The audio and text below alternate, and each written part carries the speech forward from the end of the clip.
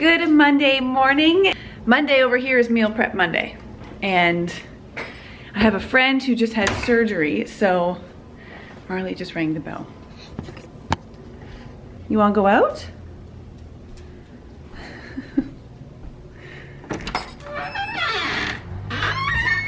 Truly, that was like one of the best pieces of advice that we were given when we got a puppy, was to train them to let us clearly know when they want to go outside.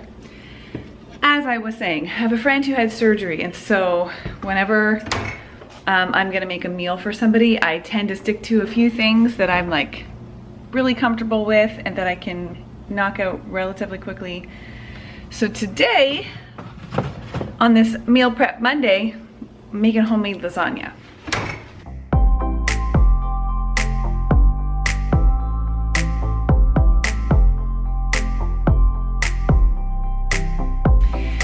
One of the things I started doing a long time ago was whenever I do meal prep, I think multiple days of meals. So in this particular case, we haven't done our groceries for next month yet. Once I do that, my next meal prep would be like prepping a bunch of vegetables and side dishes and things that are really easy to have on hand for breakfast, lunch, and dinner.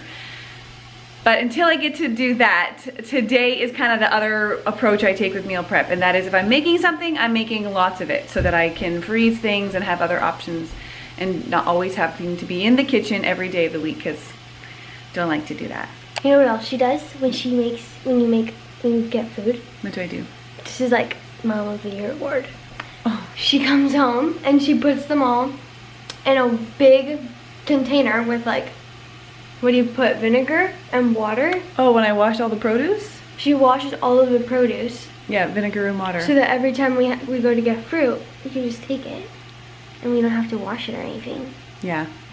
I started doing that a couple years ago when I saw a documentary about, it just basically showed all the hands that are on like an apple, for example, between the time it reaches your house and when it was first picked from the tree, and I was like, okay, I need to start washing my produce. So that's what she was referring to. So today I'm gonna make 3 lasagnas, one for my friend, one for our family, and one to freeze so we can have it later. Okay, so a couple things. Lasagna is pretty basic. There's really simple ways to make it, but there's a couple really easy things that we could do to make it like extra special. You know, almost like authentic Italian, homemade kind of vibe without actually putting in all that extra work. So here's a couple ways that I cheat to accomplish that. I purchased the fresh lasagna noodles from our local grocery store. The difference between fresh and like the hard crunchy ones that need to be boiled first is huge. So first way to cheat. Second way to cheat is with the sauce. So I have not had the opportunity to be a part of like a big sauce making thing with an Italian family, right? So if you don't have like that kind of authentic Italian sauce, there is ways that we can cheat it. So I love my homemade tomato sauce. It's super easy and it is outstanding. And when we took the girls to Italy a couple years ago, when we came home and I made pasta sauce for the first time since coming back, both of them commented how it's tasted to them very familiar and really similar to what we had in Italy. So, I mean, that's good praise, right? Did you know that if you look at jars of tomato sauce, one of the main ingredients in them is sugar? Like there could be lots of sugar and a bunch of unnecessary things. So I buy San Marzano tomatoes. Sometimes we find them with whole basil leaves in them. Often at Costco we get a big a case of 6 of these, and they are whole tomatoes with whole basil leaves in them, and all that's in them is the tomatoes and the basil. There might be a little bit of salt. Yes, there's salt. These ones we just picked up at Fortino's yesterday because we were not near a Costco, and so they have some other ingredients I typically wouldn't like. Still better than buying a jar of sauce with a whole bunch of stuff added to it. So let me show you just how easy this is.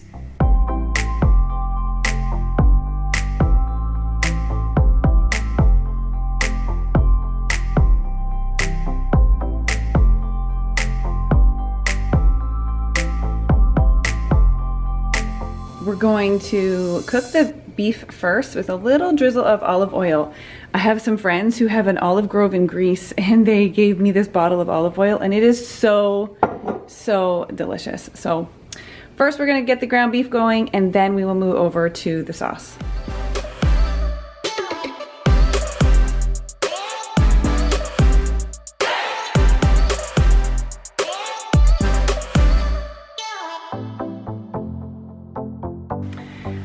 Okay, this is seriously the easiest pasta sauce. I hope that after seeing this pasta sauce, some of you guys try it and then don't have to buy the jarred pasta sauce anymore, because it really truly is that easy. If you do try it, put it in the comments and let me know. I would love to hear how it went for you.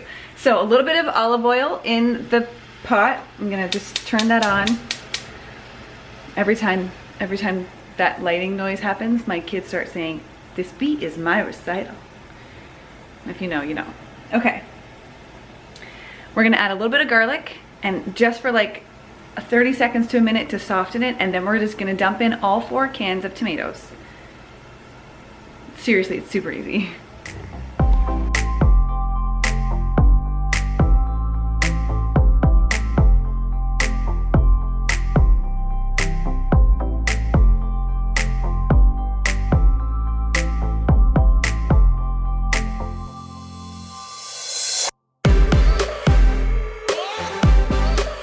So all the tomatoes are added in there, and now I'm just gonna add some salt. I'm eyeballing this, but I'm guessing it's gonna end up being around a tablespoon, maybe not quite.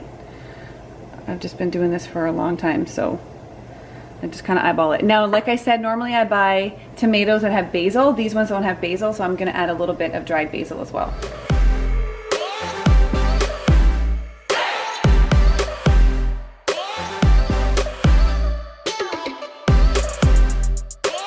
Okay, so it's all mixed up, all blended up. Let's just make sure that it has the right kind of amount of salt. You guys, I wish you could taste this. It's so good. I can taste it. You want to taste it? Yeah. Okay, get a spoon. Sauce. Is this the same stuff you usually make? Yep. This stuff is so good. To die. It's pretty good, right? How the stuff you put with gnocchi? Well, yeah, any sauce basically. Oh, I double dipped. You double dipped. Ew, she double dipped. That's okay. It'll boil and get hot enough. I'm sure it'll be fine. Well, it won't boil. It'll simmer. It'll simmer gently now for quite a while. Okay, so I'll check back in with you later and show you how the whole lasagna comes together. But that is the sauce.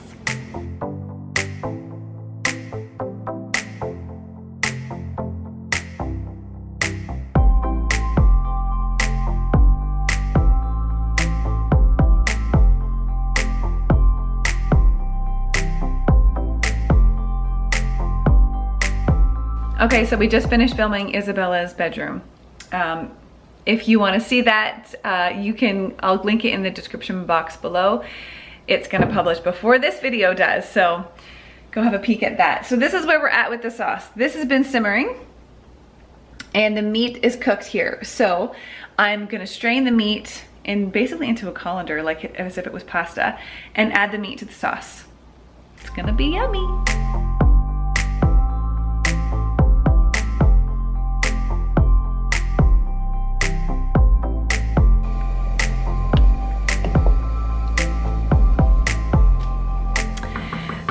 Okay, that looks fantastic, but I'm actually just gonna cook up another package of beef because I want there to be lots and lots of meat in this lasagna.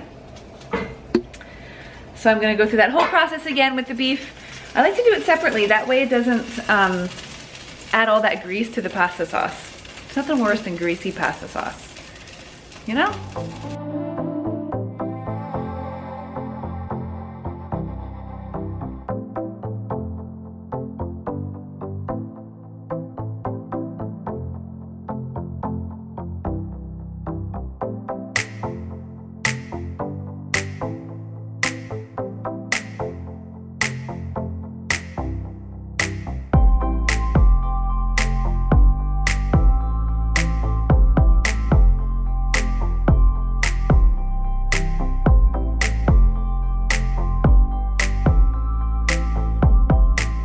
So I mixed the cottage cheese, the ricotta cheese, some garlic salt, parsley, pepper, an egg, and some fresh garlic. mix it all together, and that's gonna be the mixture, the filling that goes in the different layers of the lasagna. So the filling is done, the sauce is done. All that's left now is to assemble the lasagna.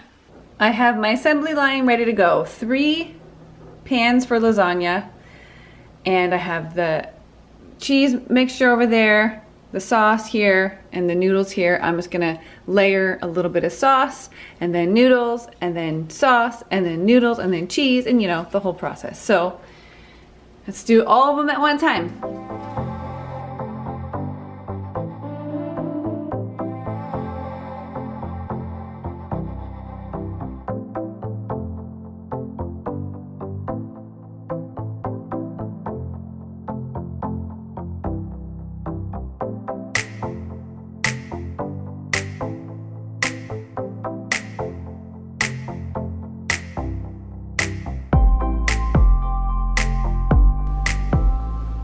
So there we have it, 3 lasagnas, 1 to give away, 1 to freeze, and 1 for our family to have for dinner tonight. It's super easy. Okay. Wow, babe, there's no walls. Where'd the freezer go? Freezer's right here. Ah, look how dented the side of the freezer is. Keep your stuff frozen. What's all this stuff on the ground? Oh, what stuff? What am I stepping on? This is under padding for the carpet. Oh. So this is, when they put this down, they're supposed to glue it, which they did, which means it's going to be a pain in the butt To take up? to take up, yeah. All the walls are gone. Oh my goodness.